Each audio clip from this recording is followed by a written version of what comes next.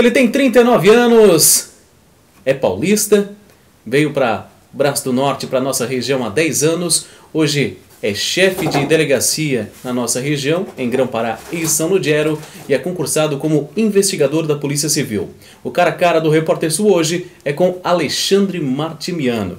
Alexandre, agradecendo a sua presença aqui no nosso cara a cara, eu já inicio perguntando, a nossa região, ela é perigosa? Olha, se a gente olhar por outras perspectivas, nós estamos relativamente num paraíso.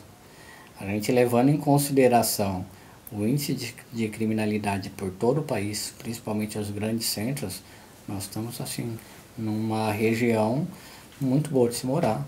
Tranquila, existem os seus percalços, mas é uma região muito boa de se morar assim e não com índices baixos de violência. A gente vê muito o pessoal hoje, nós estamos num limite, né, Alexandre, que o pessoal está muito preocupado com essa relação e bate muito na tecla. E começa a chegar a época política, começa a aflorar ainda mais esse sentimento de revolta da população com relação a roubos, furtos e tudo mais. Hoje na nossa região, a situação está controlada ou não tem como controlar essa questão de furtos, roubo à residência, roubo de moto, roubo de carro? A situação aqui na região é controlada. Tanto a Polícia Civil como a Polícia Militar age fortemente e com o apoio tanto da população como das instituições constituídas, como o CDL, a Civale, as associações comerciais e até mesmo as cooperativas de energia. Então são grandes parceiras da polícia. A situação aqui ela é controlada. Quando há um crime mais grave, roubo, que é aquele assalto à mão armada, diferente do furto, que é normalmente quando a pessoa não está em casa, mas quando ocorrem os crimes mais graves, rapidamente a polícia age. Quando não consegue prender naquele momento, que é onde são a maioria dos casos, a gente teve recentemente um caso que ocorreu ali no Zenon, que foi um furto, durante a madrugada, e a pessoa foi presa logo em seguida que saiu do estabelecimento. Mas são respostas rápidas. Ocorrem alguns casos que se demoram um pouco mais, e aí são casos de quadrilhas que vêm de fora da nossa região, principalmente região de Criciúma e Tubarão, salvo alguns casos que a gente chama de cacheiros, que eles vêm atacar os bancos, que são pessoas normalmente oriundas de Joinville. Mas fora esses casos, quando é aqui da região, a resposta sempre é muito rápida para esses casos, e o melhor, com a prisão dos envolvidos. Se não naquele momento, iniciada a investigação, pouco tempo depois ocorre a prisão. Alexandre, como é que funciona a parceria Polícia Civil e Polícia Militar? Quem é chamado, no caso a população tem muita dúvida, às vezes, roubaram a minha casa, vou ligar para quem? Polícia Civil ou Polícia Militar? Quem deve ser o primeiro contato? Isso é uma explicação muito importante, porque as pessoas realmente têm essa dúvida. Qual é o papel da Polícia Militar? É um papel ostensivo, de rua, circulando com a viatura na rua, fazendo aquele trabalho ostensivo, preventivo, porque sabe que viatura circulando na rua acaba afugentando o bandido. Então o papel da Polícia Militar é de atuar no momento. Ocorreu o crime, tua casa está sendo invadida, digamos que é um furto, e teu vizinho percebe, ou você tem câmera, se consegue perceber aquela ação de imediato, o que você vai fazer? Ligar o 190. Presenciou um assalto ocorrendo, 190. Tem uma pessoa sendo abusada sexualmente naquele momento, 190, Polícia Militar. Então a Polícia Militar era uma polícia ostensiva. Polícia Civil é uma polícia judiciária. Então a Polícia Civil, quando ela é acionada, quando o crime ocorreu e não conseguiu ser impedido pela Polícia Militar, e não houve solução naquele momento, então aquilo vem para a Polícia Civil. Então, quer dizer, aconteceu um roubo com um refém dentro de casa, as pessoas foram amarradas, digo isso porque é um crime mais comum aqui na região. Foram amarradas, depois os bandidos foram embora, os familiares conseguiram se desamarrar, acionaram a Polícia Militar. Ela foi no local, fez diligência, mas não encontrou. Esse caso vai vir para a Polícia Civil. A Polícia Civil vai investigar, vai tentar esclarecer, descobrir quem são os autores, fazer os pedidos ao Poder Judiciário com mandados de buscas, mandados de prisão, e depois, diante de todas essas provas, vai encaminhar ao Poder Judiciário para que aquela pessoa seja julgada.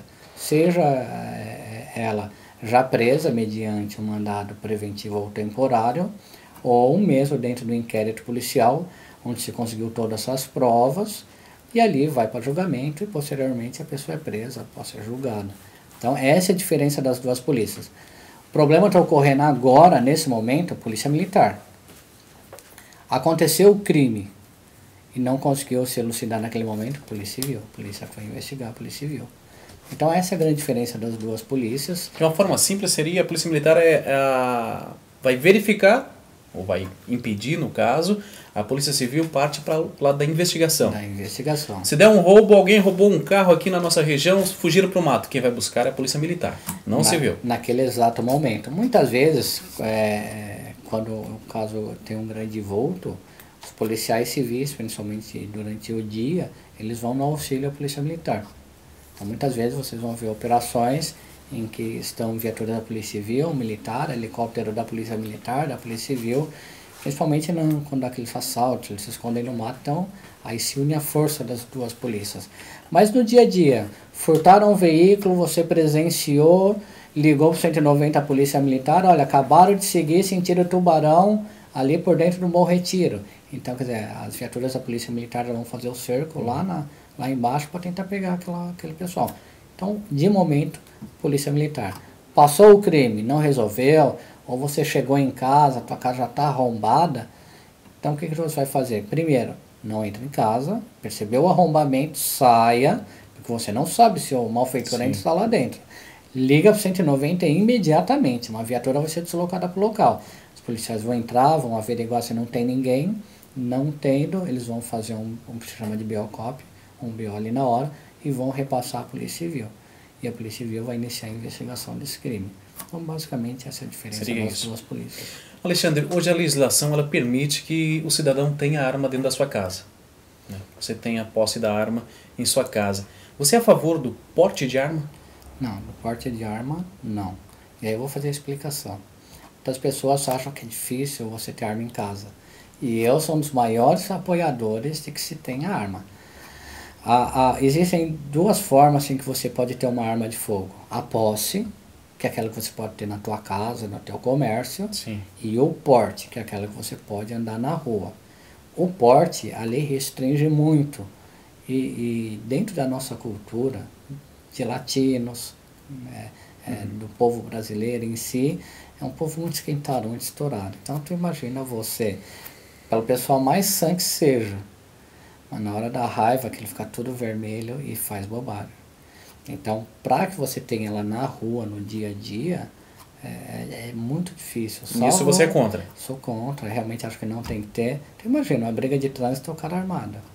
Eu te faço essa pergunta porque você, como conhecedor do assunto em causa, eu compartilho dessa mesma opinião, né, mas você como conhecedor de causa pode explicar muito bem para as pessoas, que as pessoas confundem muito isso.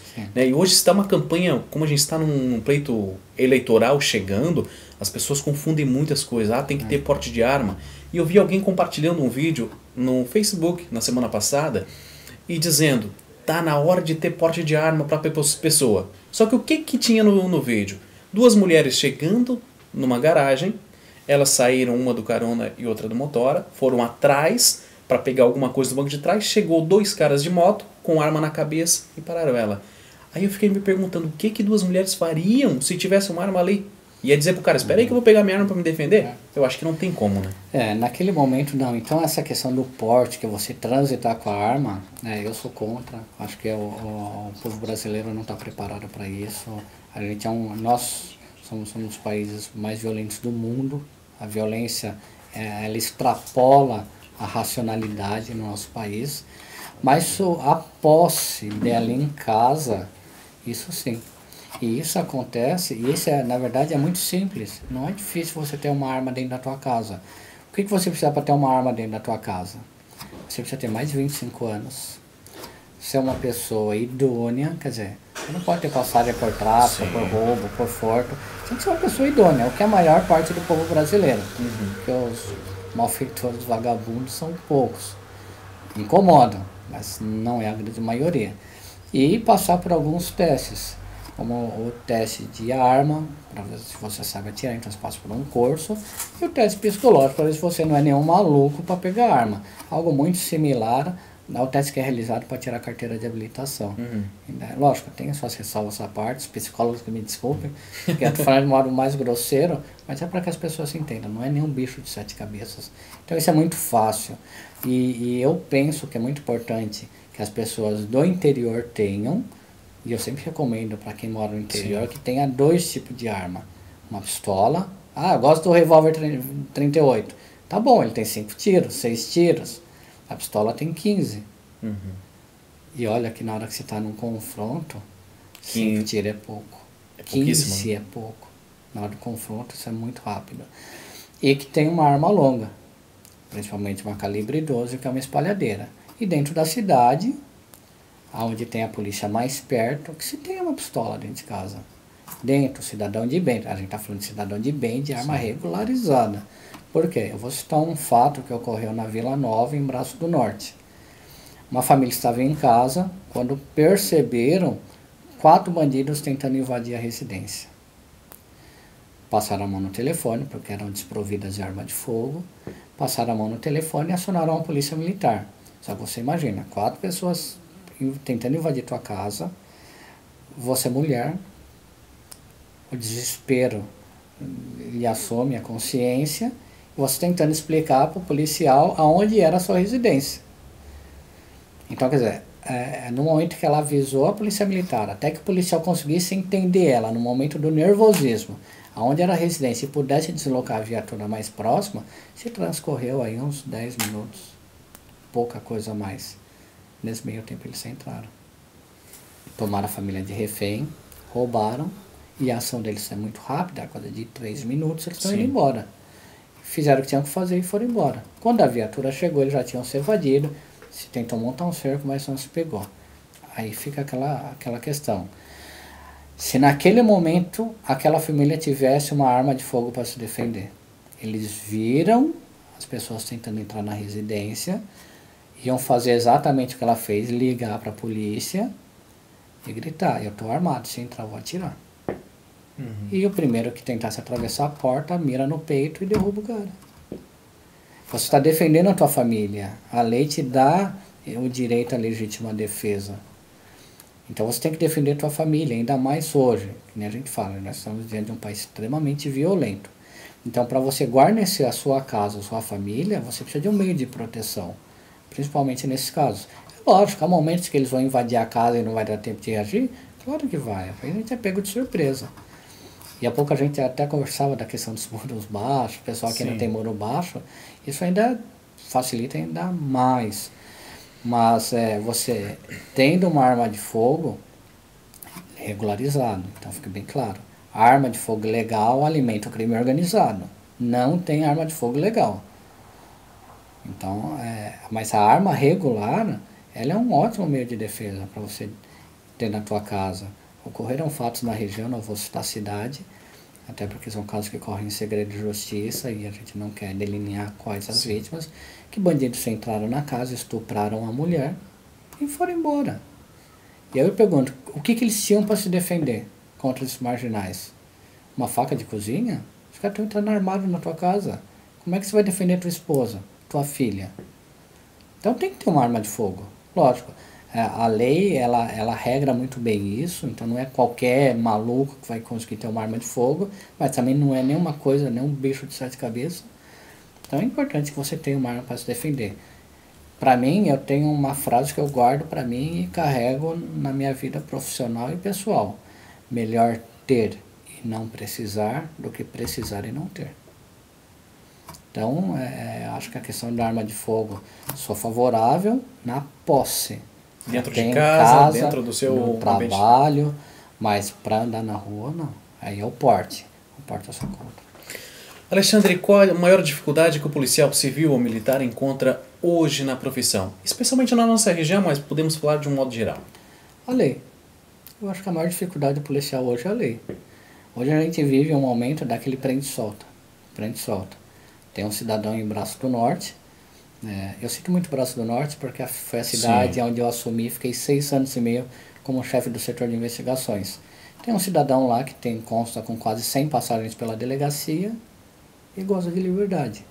Quando é que num país sério, uma pessoa com quase 100 passagens continua solta? Então qual é o grande problema? Às vezes a pessoa fala, é o juiz que manda soltar. Não, o juiz cumpre a lei. Promotor cumpre a lei. Advogado que defende bandido cumpre a lei. Está todo mundo cumprindo a lei. Então onde é que está o erro? Está na lei. Na lei. Então hoje hoje de manhã, nós cumprimos alguns mandados na Coab Nega Virgínia e prendemos alguns traficantes de droga naquela localidade. Aí fica a pergunta, por quanto tempo eles vão ficar presos? Uma vez que comprovado toda a situação. A lei fala de 5 a 15 anos. Que beleza, 5 a 15 anos. Aí o cara ele é condenado a 5, passa 1 preso. Então vamos mudar a lei. Então a lei é de 1 a 5. O que tem que se mudar, e eu vi um projeto muito bom de um deputado federal, porém um projeto que não seguiu adiante, ele não precisa mudar toda a lei, porque penso eu que as penas aplicadas no Código Penal, por mais antigo que ele seja, é um Código de 1940, eu acho que as penas são razoáveis. O grande problema dentro do Código de Processo Penal é a questão de progressão de regime. Então hoje, nesse projeto desse deputado, se fosse aprovado, aquela pessoa que cometeu o crime pela primeira vez, que dependendo do crime, cumpre um sexto e já começa a ganhar direito à progressão de regime, teria que cumprir pelo menos 2/3 da pena. Então, quer dizer, se é condenado a 6, tinha que cumprir pelo menos 4 para começar a pensar em ir para a rua. Hoje não, o cara condena a 6, cumpre 1, aí vai para o semiaberto, aí já tem direito de ir para a rua para trabalhar e voltar a dormir no presídio. A gente está falando de crimes que não são Sim. qualificados. E daqui a pouco, quando você menos vê, está na rua de novo. Furto hoje. Furto é brincadeira. Teve uma vez que eu aprendi, acho que pela 5ª ou 6ª vez, o mesmo cara saindo dentro do Mercado Líder, furtando uísque e coisas do mercado. Quando ele está saindo na porta, já está de braço cruzado, assim, esperando. Ele até riu para mim. Ele falou, ô Alexandre, sabe que é só furto, né? Só furto. Eu vou lá pro presídio, fico 3, 4 meses, daqui a pouco eu estou na rua. E é verdade. Então, e não o pior é ter que ouvir isso e concordar. Né? Porque eles vão para lá, o sistema penitenciário dentro de Santa Catarina não é aquilo que você vê no Rio Grande do Norte, aquele ajuntamento. Também não é 1000 maravilhas, mas eles vão para lá, encontram muitas vezes os amigos, as pessoas que já estão no convívio deles no dia a dia, e aí bate um papo, troca uma ideia, troca experiência criminal, daqui a pouco está na rua. Nós temos em Santa Catarina um dos melhores sistemas penitenciários do Brasil. E muitos deles existem realmente um grande processo de ressocialização. Mas é algo que aí a gente está dizendo de forma macro, em todo o país, que tem que ser mudado. Então penso eu que o tempo de cumprimento da lei deveria ser um deles. Estou falando com uma opinião, eu sou formado em Direito, pós-graduado em Direito Penal e Processo Penal. Então eu penso e acredito que as pessoas, elas precisam respeitar a lei, claro que precisa, mas elas também têm que ter medo da lei. Medo da lei no bom sentido da palavra. Ter medo de cometer um crime e ficar preso 5 anos, passar 5 anos dentro do inferno daquele. Alexandre, esse é um pensamento que eu acredito que 99% dos brasileiros tenham, né? Mas a gente sabe também que para se mudar a lei, precisa de uma conscientização política. Porque quem aprova as leis é quem não mexe com lei, né? Quem é beneficiado apenas. Esse final de semana eu vi uma entrevista em um canal de televisão de um pré-candidato à presidência, onde o entrevistador perguntou para ele, esse narcotráfico, essa violência não financia a política? Ele disse, financia e muito. Então, você vê esperança de uma mudança nas leis? Você vê uma esperança na mudança política com esse cenário que está? Olha, assim, eu costumo trazer essa questão da esperança para a minha vida pessoal. Então eu tenho esperança, sim. E eu acho que o Brasil, por mais lento que sejam as mudanças, ele está passando por um novo processo. Então a questão da Lava Jato hoje, começou com o Mensalão e depois a Lava Jato, já é uma grande faxina. Lógico, dentro das suas limitações, a gente gostaria que isso fosse muito mais rápido. Muito maior também. E muito maior, e pegasse muito mais gente. Mas assim, ao mesmo tempo que eu tenho esperança da mudança e acredito que a mudança virá, cedo ou tarde, mas se ela virá, ao mesmo tempo a gente se frustra um pouco, porque a gente está no dia a dia na rua. E tem coisas que não dá para esperar para amanhã. A violência, ela é gritante em todos os cantos. Como a gente disse, aqui na nossa região, a violência não é aquilo que se vê em São Paulo, se vê no Rio, se vê em Curitiba ou se vê em Porto Alegre. Não, quando você sai na rua aqui, e dificilmente você vai ser assaltado. Existe um caso esporádico ou outro, existe. Mas na grande maioria das vezes, não. Você vai conseguir transitar tranquilamente. Mas isso é coisa que com o tempo se diminui, se diminui, se diminui, porque os bandidos vão se acostumando, se adequando e aumentando a violência. Mas eu tenho esperança, sim. Eu digo na minha vida como um policial, e eu venho de uma nova safra de policiais. Hoje, para que você entre na polícia, você tem que ter nível superior. Então, cada vez mais pessoas qualificadas vêm para as forças públicas de segurança. Mas eu sempre carrego comigo que a gente tem que manter a humanidade. No momento em que eu perder a humanidade, eu perdi meu objetivo e a minha essência de policial. E se isso um dia acontecer, eu entrego meu distintivo e minha arma e vou seguir uma outra profissão. Eu digo de perder a humanidade porque muitas vezes, como foi o caso que ocorreu hoje de manhã, a gente prendendo aqueles traficantes, com vários mandados sendo cumpridos ao mesmo tempo numa certa localidade, e eu havia cumprido o mandado numa casa e logo depois eu segui para a casa seguinte. Quando eu chego lá, eu vejo ali o rapaz dominado, que era o alvo principal da operação, mas eu vejo algumas mulheres e uma senhora de 99 anos quase sucumbindo. Primeira coisa que eu fiz, eu ajoelhei no pé dela, peguei a mão dela e falei, calma senhora, vai dar tudo certo. A filha dela estava do lado, deu remédio para ela, falei, calma, fica tranquila, vai dar tudo certo. A gente está aqui, mas tudo vai se resolver bem, fica tranquila. Ela me deu um abraço bem forte e falou, obrigado. E se acalmou. Então, quer dizer, por mais que eu entre na casa de um traficante, a família dele não tem culpa. Então, no momento que eu perder a humanidade, e isso eu não quero, tenho 10 anos na polícia, eu espero chegar aos 30 anos como policiais, me aposentar e ainda ter a humanidade. Então, é para esses momentos, você entender que se você cometeu um crime, isso não quer dizer que teu irmão não presta, que tua mãe não presta, não. O crime, ele fica na pessoa que cometeu o crime. Ela escolhe o caminho sozinha. E eu não posso culpar a família, levar a família, carregar a família toda por causa de um que errou. Então esse caso de hoje para mim foi um caso emblemático. Imagina, uma senhora de 99 anos, onde é que a gente vê pessoas de 99 anos? E ela naquela situação, quase sucumbindo ali. Então eu não me importava, o cara já estava dominado com os outros policiais que estavam seguros. A minha preocupação naquele momento era acalmar aquela senhora. Conseguimos acalmar, tá bem. Mas ela poderia ter ali infartado, ter sucumbido. Então é isso aí. Enquanto a gente na qualidade de policiais, braço forte do Estado, a gente tem que ter humanidade. Enquanto a gente tiver humanidade, tem esperança e as coisas podem mudar. E voltando à questão da lei, quem muda são os políticos. Quem é que vai mudar os políticos que estão ali? É o eleitor.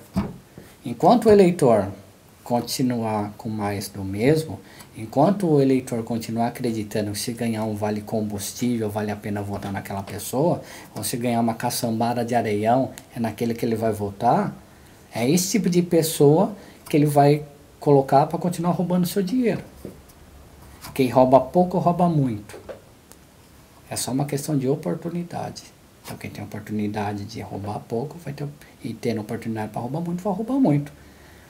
Porque da onde a pessoa acha que vai voltar aquele dinheiro da gasolina, da cesta básica, do areião? Vai ter que voltar de algum lugar esse dinheiro. E aí na cabeça do próprio bolso do eleitor. E na cabeça do mal político, ele acha que ainda está fazendo bem. Não, estou ajudando aquelas pessoas, mas lógico, vou ter que repor aquilo que eu gastei com eles. Mas gastei ajudando as pessoas. Quer dizer, uma ideia deturpada das coisas. E isso é que a gente tem que mudar. você tem a oportunidade de ser uma pessoa pública, um político, um servidor público, você está ali para servir.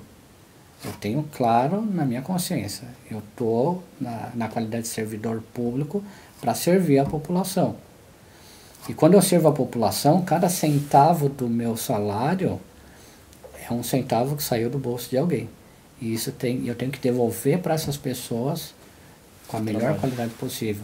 Quando eu assumi a delegacia de Grão-Pará, eu peguei uma delegacia com muitos procedimentos parados, e a minha preocupação, o que era?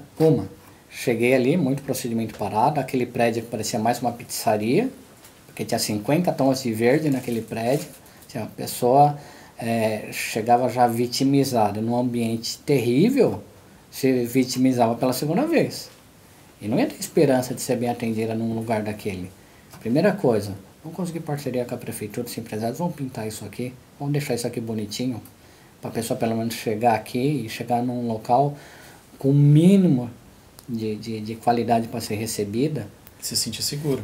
Então, esse foi o primeiro ponto. E isso eu trouxe do tempo que eu trabalhei na área privada. E depois a qualidade lá dentro. Você atender uma pessoa vitimizada com grosseria, você vai vitimizar ela pela segunda vez. E eu não estou ali para ficar atendendo ninguém com grosseria. É atender, ver qual é o problema, ver onde eu posso ajudar. Muitas vezes a gente não consegue resolver o problema daquela pessoa do furto, a gente não consegue recuperar.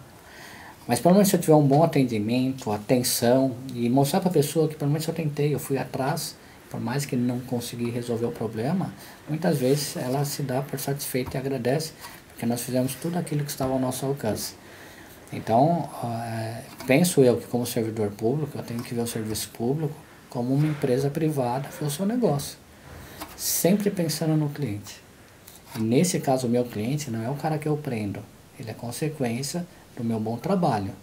O meu cliente é o cidadão de bem, aquele que sofreu uma injusta agressão e vem me procurar. Esses são os meus clientes. Alexandre, para a gente entrar na reta final aí, pensando no nos teus clientes, o que a população pode fazer para contribuir com a segurança? Primeira coisa, denunciar, sempre. E a população, elas são os olhos da polícia. Isso também eu trago na área privada. Numa empresa grande, multinacional que eu trabalhei, os funcionários eram os olhos da empresa, então eles conseguiam detectar onde estavam os problemas. Talvez os gerentes, os diretores não conseguiam enxergar aquilo que aquele funcionário mais pequeno conseguia ver na ponta. Então essa grande multinacional trazia e valorizava o funcionário dela, dizendo que ele era os olhos da empresa. Isso motivava. Dentro de uma cidade, dos municípios, quando a gente fala de município, a gente fala em algo mais palpável, né? Porque lá tem um prefeito perto, tem um vereador, tem um policial, tem um professor, com quem você consegue conversar. Então, essas pessoas trazendo informação, denunciando, seja indo até a delegacia, seja indo até o batalhão da Polícia Militar, ou ligando para o Disque 181, que é o Disque Denúncia, você não precisa se identificar, e dizendo, olha, aqui do lado da minha casa tem uma correria meio estranha, tem carro que vai e volta, moto que vai e volta, até não tem umas plaquinhas aqui, ó, para vocês conferirem. Denuncia. Daqui a pouco é uma pessoa que você ouve no vizinho na casa do lado, uma situação meio estranha, um professor em sala de aula vendo um comportamento diferente de um aluno ou uma aluna, pode ser uma criança, um adolescente sofrendo um abuso sexual. Então, aí o que as pessoas não podem é falar, eu não quero me envolver, eu não quero me envolver. Não tem isso, você tem que se envolver. Não tem de não querer se envolver, tem que se envolver. Problema de todos, né? Eu criei uma coisa que eu chamo de síndrome de Peter Parker. Que é aquela pessoa que não quer se envolver. Ela tem a síndrome de Peter Parker. Peter Parker, para quem não conhece, é o Homem-Aranha. Homem-Aranha. E aí eu lembro que no primeiro episódio dele, quando ele está desenvolvendo os poderes dele, ele acaba sendo desprezado por uns caras que comandavam os negócios de luta e tal. E aí ele vai até um desses locais e está sendo assaltado. E ele tem a chance de deter o bandido. O que ele faz? Ele abre espaço e deixa o cara fugir. E no final? No final, quando ele desce lá embaixo, o vô dele está morto. Morto Por aquele pelo próprio mesmo bandido. Então assim, Você pode ser a próxima vítima, seu pai, sua mãe, seu filho, seu amigo. Então não deixe que o bandido passe na tua frente e você não faça nada.